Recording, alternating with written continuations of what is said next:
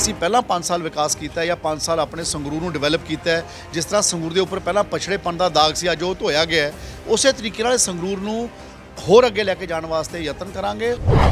ਪਰ ਪਿੰਡਾਂ 'ਚ ਵਿਰੋਧ ਕਿਉਂ? ਕੋਈ ਵਿਰੋਧ ਨਹੀਂ ਹੋਇਆ ਤੇ ਨਾ ਕੋਈ ਵਿਰੋਧ ਦੀ ਗੱਲ ਹੈ, ਤੇ ਮੈਂ ਤਾਂ ਕਦੇ ਪੱਖਪਾਤ ਨਹੀਂ ਕੀਤਾ। ਸਾਡੇ ਕੋਲੇ ਝਨੇੜੀ ਦੇ ਸਰਪੰਚ ਸਾਹਿਬ ਹੈ, ਤੁਸੀਂ ਦੇਖ ਲਓ, ਉਹ ਦੂਜੀ ਪਾਰਟੀ ਨਾਲ ਸੰਬੰਧ ਰੱਖਦੇ ਸੀ ਤੇ ਝਨੇੜੀ 'ਚ ਦੱਸੋ ਕਿ ਕੋਈ ਡਿਵੈਲਪਮੈਂਟ ਦੀ ਕਸਰ ਛੱਡੀ ਹੋਵੇ। ਤੇ ਘਰਾਚੋ ਪਿੰਡ ਹੈ, ਘਰਾਚੋ ਪਿੰਡ ਦਾ ਤਾਂ ਤੁਹਾਨੂੰ ਵੀ ਪਤਾ ਦੂਜੀ ਪਾਰਟੀ ਦਾ ਪਿੰਡ ਹੈ। ਮੇਰੇ ਕੰਮ ਦੇ ਉੱਪਰ ਟਿੱਪਣੀ ਕਰਨ ਨਾਲੋਂ ਆਪਣੀ ਰਿਪੋਰਟ ਕਾਰਡ ਦਿਓ, ਤੇ ਮੈਂ ਵੀ ਰਿਪੋਰਟ ਕਾਰਡ ਦਿੱਤਾ 5 ਸਾਲ ਦਾ, ਤੇ ਅਗਲੇ 5 ਸਾਲ ਕੀ ਕਰੂੰਗਾ ਉਹਦੇ ਬਾਰੇ ਆਪਣਾ ਵਿਜ਼ਨ ਦੇ ਰਹੇ ਹਾਂ, ਬਿਕੋਜ਼ ਮੈਂ ਉਰੇ ਰਹਿਣਾ ਚਾਹੁੰਦਾ।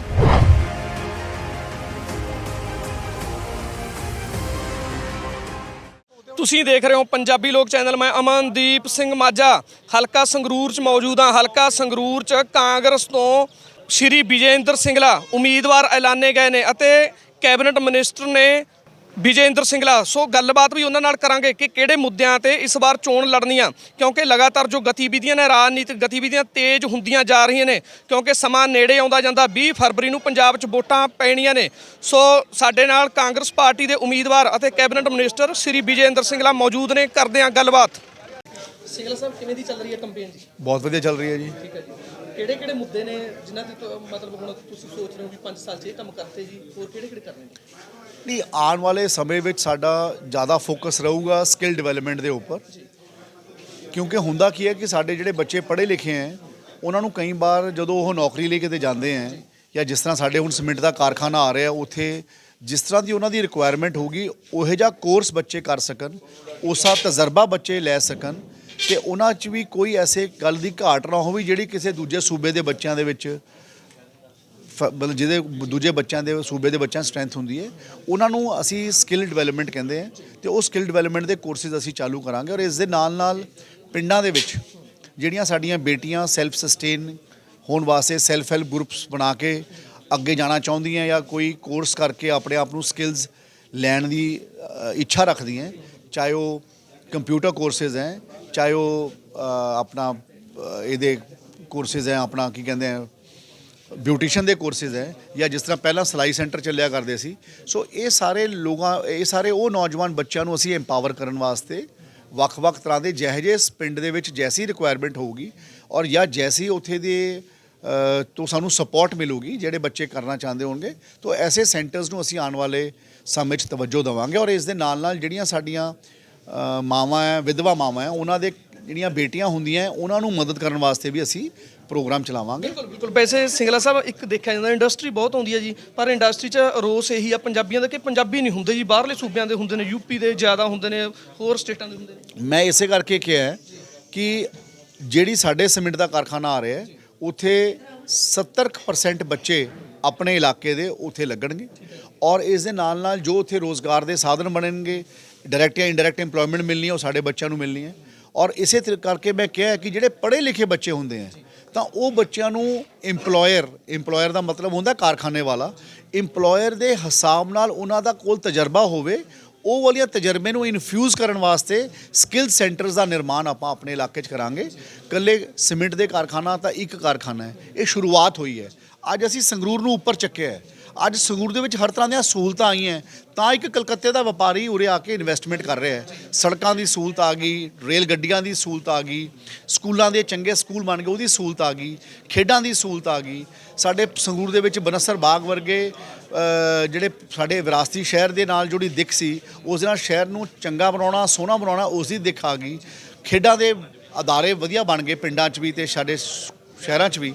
ਤਾਂ ਉਹ ਸਾਰੀਆਂ ਗੱਲਾਂ ਨੂੰ ਦੇਖਦੇ ਹੋਏ ਅੱਜ ਇੱਕ ਕਲਕੱਤੇ ਦਾ ਵਪਾਰੀ ਸਾਰਾ ਹਿੰਦੁਸਤਾਨ ਛੱਡ ਕੇ ਸੰਗਰੂਰ 'ਚ ਆ ਗਿਆ, ਅਤੇ ਸੰਗਰੂਰ ਦੇ ਕਲਾਂ ਪਿੰਡ ਵਿੱਚ 117 ਕਿੱਲੇ ਦੇ ਵਿੱਚ ਯੂਨਿਟ ਲਗਾ ਰਿਹਾ ਹੈ ਜਾਂ ਕਾਰਖਾਨਾ ਲਾ ਰਿਹਾ ਹੈ। ਤਾਂ ਮੈਂ ਸਮਝਦਾ ਸ਼ੁਰੂਆਤ ਹੋਈ ਹੈ ਸੰਗਰੂਰ ਦੀ ਡਿਵੈਲਪਮੈਂਟ ਦੀ, ਔਰ ਮੇਰੀ ਇਸ ਗੱਲ ਦਾ ਪ੍ਰੋਮਿਸ ਹੈ, ਜਿਸ ਤਰ੍ਹਾਂ ਅਸੀਂ ਪਹਿਲਾਂ 5 ਸਾਲ ਵਿਕਾਸ ਕੀਤਾ ਜਾਂ 5 ਸਾਲ ਆਪਣੇ ਸੰਗਰੂਰ ਨੂੰ ਡਿਵੈਲਪ ਕੀਤਾ ਹੈ, ਜਿਸ ਤਰ੍ਹਾਂ ਸੰਗਰੂਰ ਦੇ ਉੱਪਰ ਪਹਿਲਾਂ ਪਛੜੇਪਣ ਦਾ ਦਾਗ ਸੀ, ਅੱਜ ਉਹ ਧੋਇਆ ਗਿਆ ਹੈ, ਉਸੇ ਤਰੀਕੇ ਨਾਲ ਸੰਗਰੂਰ ਨੂੰ ਹੋਰ ਅੱਗੇ ਲੈ ਕੇ ਜਾਣ ਵਾਸਤੇ ਯਤਨ ਕਰਾਂਗੇ, ਪ੍ਰਯਾਸ ਕਰਾਂਗੇ। ਸੰਗਰੂਰ ਨੂੰ ਪੰਜਾਬ ਦਾ ਪਹਿਲੇ ਨੰਬਰ ਦਾ, ਪਹਿਲੇ ਦਰਜੇ ਦਾ ਸਿਟੀ ਜਾਂ ਲੋਕਾਂ ਨੂੰ ਸਹੂਲਤਾਂ ਵਰਗਾ ਸਿਟੀ ਬਣਾ ਕੇ ਲੋਕਾਂ ਦੇ ਸਾਹਮਣੇ ਰੱਖਾਂਗੇ। ਬਿਲਕੁਲ, ਪਰ ਪਿੰਡਾਂ 'ਚ ਵਿਰੋਧ ਕਿਉਂ? ਵਿਰੋਧ 'ਚ ਹੋਈ ਜਾਂਦਾ ਜੀ, ਕਿਤੇ ਵਿਰੋਧ ਕਰਦੇ ਨੇ ਵੀ ਇੱਥੇ ਵਿਕਾਸ ਕਾਰਜ ਨਹੀਂ ਸਾਡੇ ਪਿੰਡਾਂ 'ਚ ਹੋਈ, ਕਈ ਪਿੰਡਾਂ 'ਚ ਜਿਵੇਂ ਪੱਟੀਵਾਲ 'ਚ ਦੇਖੋ ਉਸ ਦਿਨ ਹੋਇਆ। ਗੱਲ ਇਹ ਹੈ ਕਿ ਇਕੱਲੇ ਭੱਟੀਵਾਲ ਕਲਾਂ 'ਚ ਸਾਡੇ ਵਰਕਰਾਂ ਦੇ ਤੇ ਦੂਜੇ ਵਰਕਰਾਂ ਦਾ ਆਪਸ ਦੇ ਵਿੱਚ ਤਕਰਾਰ ਹੋ ਗਿਆ ਸੀ ਤੇ ਹੋਰ ਕੋਈ ਵਿਰੋਧ ਨਹੀਂ ਹੋਇਆ ਤੇ ਨਾ ਕੋਈ ਵਿਰੋਧ ਦੀ ਗੱਲ ਹੈ, ਕਿਉਂਕਿ ਉੱਥੇ ਭੱਟੀਵਾਲ ਕਲਾਂ ਦੇ ਸਰਪੰਚ ਸਾਹਿਬ ਨੇ ਕੰਮ ਨਹੀਂ ਕੀਤਾ ਆਪਣੇ ਪਿੰਡ ਦੇ ਵਿੱਚ, ਕਿਉਂਕਿ ਉਹ ਆਪਣੇ ਆਪ ਨੂੰ ਦੂਜੀ ਪਾਰਟੀ ਨਾਲ ਸੰਬੰਧ ਰੱਖਣ ਦੀ ਕੋਸ਼ਿਸ਼ ਕਰਦੇ ਸੀ ਤੇ ਮੈਂ ਤਾਂ ਕਦੇ ਪੱਖਪਾਤ ਨਹੀਂ ਕੀਤਾ। ਸਾਡੇ ਕੋਲੇ ਝਨੇੜੀ ਦੇ ਸਰਪੰਚ ਸਾਹਿਬ ਹੈ, ਤੁਸੀਂ ਦੇਖ ਲਓ, ਉਹ ਦੂਜੀ ਪਾਰਟੀ ਨਾਲ ਸੰਬੰਧ ਰੱਖਦੇ ਸੀ ਤੇ ਝਨੇੜੀ 'ਚ ਦੱਸੋ ਕਿ ਕੋਈ ਡਿਵੈਲਪਮੈਂਟ ਦੀ ਕਸਰ ਛੱਡੀ ਹੋਵੇ। ਤੇ ਘਰਾਚੋ ਪਿੰਡ ਹੈ, ਘਰਾਚੋ ਪਿੰਡ ਦਾ ਤਾਂ ਤੁਹਾਨੂੰ ਵੀ ਪਤਾ ਦੂਜੀ ਪਾਰਟੀ ਦਾ ਪਿੰਡ ਹੈ ਤੇ ਸਾਰੇ ਘਰਾਚੋ ਨੂੰ ਤਬਦੀਲ ਕਰਕੇ ਰੱਖਤਾ।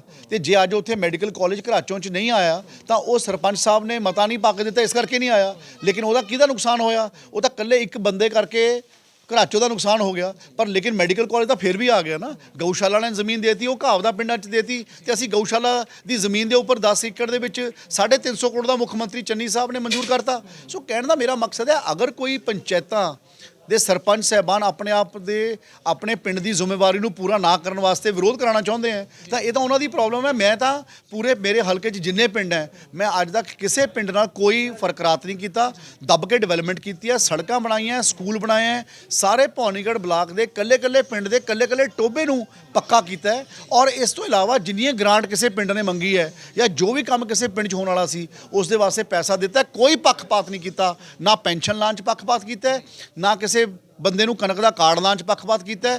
ਜਿਹੜੀ ਸਹੂਲਤ ਅਸੀਂ ਕਰ ਸਕੇ ਹਾਂ ਅਸੀਂ ਉਸ ਨੂੰ ਦਿੱਤਾ ਹੈ। ਔਰ ਸਾਡਾ ਇੱਕੋ ਟੀਚਾ ਰਿਹਾ ਕਿ ਸਾਡੇ ਲੋਕ ਹੈ, ਅਸੀਂ ਆਪਣੇ ਲੋਕਾਂ ਨੂੰ ਮਜ਼ਬੂਤ ਕਰਨਾ ਔਰ ਆਪਣੇ ਇਲਾਕੇ ਦੇ ਲੋਕਾਂ ਨੂੰ ਅੱਗੇ ਲੈ ਕੇ ਜਾਣਾ। ਬਿਲਕੁਲ, ਸਿੰਗਲਾ ਸਾਹਿਬ ਬੀਜੇਪੀ ਤੋਂ ਅਰਵਿੰਦ ਖੰਨਾ ਜੀ ਆਏ ਨੇ, ਉਹ ਕਹਿੰਦੇ ਵੀ ਜਿਹੜੇ ਵੀ ਸੜਕਾਂ ਦੇ ਪੈਸੇ ਆਏ ਨੇ ਜੀ ਉਹ ਕੇਂਦਰ ਵੱਲੋਂ ਅਸੀਂ ਦਿੱਤੇ ਨੇ, ਵੀ ਗੁੰਮਰਾਹ ਕੀਤਾ ਜਾਂਦਾ ਜੀ। ਚਲੋ ਇਸ ਤਰ੍ਹਾਂ ਗੱਲ ਇਹ ਹੈ, ਮੈਂ ਤਾਂ ਉਹਨਾਂ ਨੂੰ ਇਹ ਕਹਿਣਾ ਚਾਹੁੰਦਾ, ਉਹ ਸੜਕਾਂ ਦੀ ਗੱਲ ਕਰਦੇ ਆ, ਉਹ ਰਿਕਾਰਡ ਆਰਟੀਆਈ 'ਚ ਮੰਗਾ ਕੇ ਪਤਾ ਕਰ ਲੈਣ ਕਿ ਲਿੰਕ ਰੋਡ ਦਾ ਪੈਸਾ ਮੰਡੀ ਬੋਰਡ ਨੇ ਦਿੱਤਾ ਹੈ, ਜਿਹੜਾ ਸਾਡੇ ਸੜਕਾਂ ਦਾ 50-54 ਦਾ ਜਾਂ 30-54 ਦਾ ਪੈਸਾ ਹੁੰਦਾ ਉਹ ਸਟੇਟ ਫੰਡਡ ਪ੍ਰੋਜੈਕਟਸ ਹੁੰਦੇ ਆ।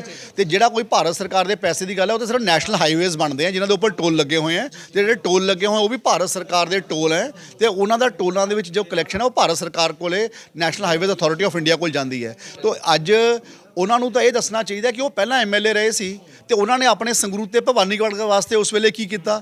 ਉਹਨਾਂ ਨੂੰ ਦੱਸਣਾ ਚਾਹੀਦਾ ਹੈ ਕਿ ਮੈਂ ਉਰੇ ਰਿਹਾ 5 ਸਾਲ ਤੇ 2 ਸਾਲ ਧੂਰੀ ਰਿਹਾ, ਕਿ ਮੈਂ ਧੂਰੀ 'ਚ 2 ਸਾਲ ਕੀ ਕੀਤਾ ਹੈ। ਤਾਂ ਗੱਲ ਇਹ ਹੈ ਕਿ ਮੇਰੇ ਕੰਮ ਦੇ ਉੱਪਰ ਟਿੱਪਣੀ ਕਰਨ ਨਾਲੋਂ ਆਪਣੀ ਰਿਪੋਰਟ ਕਾਰਡ ਦਿਓ, ਤੇ ਮੈਂ ਵੀ ਰਿਪੋਰਟ ਕਾਰਡ ਦਿੱਤਾ 5 ਸਾਲ ਦਾ, ਤੇ ਅਗਲੇ 5 ਸਾਲ ਕੀ ਕਰੂੰਗਾ ਉਹਦੇ ਬਾਰੇ ਆਪਣਾ ਵਿਜ਼ਨ ਦੇ ਰਿਹਾ, ਬਿਕੋਜ਼ ਮੈਂ ਉਰੇ ਰਹਿਣਾ ਚਾਹੁੰਦਾ। ਤੇ ਮੈਂ ਜਦੋਂ ਦਾ ਉਰੇ ਆਇਆ ਲੋਕਾਂ ਨੇ ਪਿਆਰ ਦਿੱਤਾ, 2009 ਤੋਂ ਸੰਗਰੂਰ ਰਹਿਣਾ, ਸੰਗਰੂਰ ਦੇ ਇਲਾਕੇ ਵਾਸਤੇ ਕੰਮ ਕਰਦਾ, ਆਪਣੇ ਲੋਕਾਂ ਦੀ ਸੇਵਾ ਵਿੱਚ ਸਮਰਪਿਤ ਰਹਿਣਾ ਔਰ ਕਿਸੇ ਗੱਲ ਤੋਂ ਭੱਜਿਆ ਨਹੀਂ, ਹਰ ਵਰਟੀਕਲ ਦੇ ਉੱਪਰ ਕੰਮ ਕੀਤਾ। ਠੀਕ ਹੈ ਜੀ। ਸੋ ਇਹ ਸਨ ਕੈਬਨਿਟ ਮੰਤਰੀ ਅਤੇ ਹਲਕਾ ਸੰਗਰੂਰ ਤੋਂ ਉਮੀਦਵਾਰ ਸ਼੍ਰੀ ਵਿਜੇ ਇੰਦਰ ਸਿੰਗਲਾ, ਜਿਨ੍ਹਾਂ ਨੇ ਕਿਹਾ ਕਿ ਵਿਕਾਸ ਦੇ ਮੁੱਦੇ ਤੇ ਚੋਣਾਂ ਲੜਾਂਗੇ, ਕਿਉਂਕਿ ਹਲਕਾ ਸੰਗਰੂਰ ਤੋਂ ਜੇ ਗੱਲਬਾਤ ਕਰੀਏ ਤਾਂ ਬੀਜੇਪੀ ਤੋਂ ਉਮੀਦਵਾਰ ਅਰਵਿੰਦ ਖੰਨਾ ਨੇ, ਜਿਨ੍ਹਾਂ ਨੇ ਪਿਛਲੇ ਦਿਨੀ ਕਿਹਾ ਸੀ ਕਿ ਜੋ ਵੀ ਵਿਕਾਸ ਕਾਰਜ ਹੋਏ ਨੇ ਉਹ ਸੈਂਟਰ ਦੇ ਪੈਸੇ ਨਾਲ ਹੋਏ ਨੇ, ਪਰ ਸ਼੍ਰੀ ਵਿਜੇ ਇੰਦਰ ਸਿੰਗਲਾ ਦਾ ਕਹਿਣਾ ਕਿ ਸੈਂਟਰ ਦਾ ਪੈਸਾ ਨਹੀਂ, ਜੋ ਕਰਵਾਏ ਨੇ ਕੰਮ ਸਾਰੇ ਕਾਂਗਰਸ ਦੀ ਸਰਕਾਰ ਨੇ ਕਰਾਏ ਨੇ ਅਤੇ ਆਉਣ ਵਾਲੇ ਸਮੇਂ 'ਚ ਵੀ ਹੋਰ ਵੱਡੇ ਵਿਕਾਸ ਪੱਧਰ ਦੇ ਕੰਮ ਹੋਣਗੇ। ਅਤੇ ਉਹਨਾਂ ਕਿਹਾ ਕਿ ਇੰਡਸਟਰੀ ਲਿਆਂਦੀ ਜਾਂਦੀ ਆ, ਸੰਗਰੂਰ 'ਚ ਸੀਮੈਂਟ ਦੀ ਫੈਕਟਰੀ ਲਿਆਂਦੀ ਆ, ਉਹ ਕਾਂਗਰਸ ਪਾਰਟੀ ਨੇ ਲਿਆਂਦੀ ਆ ਤੇ ਕਾਂਗਰਸ ਪਾਰਟੀ ਵੱਡੇ ਪੱਧਰ ਤੇ ਵਿਕਾਸ ਕਰ ਰਹੀ ਹੈ। ਪ੍ਰੀਤ ਬਰਸਟ ਨਾਲ ਅਮਨਦੀਪ ਸਿੰਘ ਮਾਝਾ, ਪੰਜਾਬੀ ਲੋਕ ਚੈਨਲ।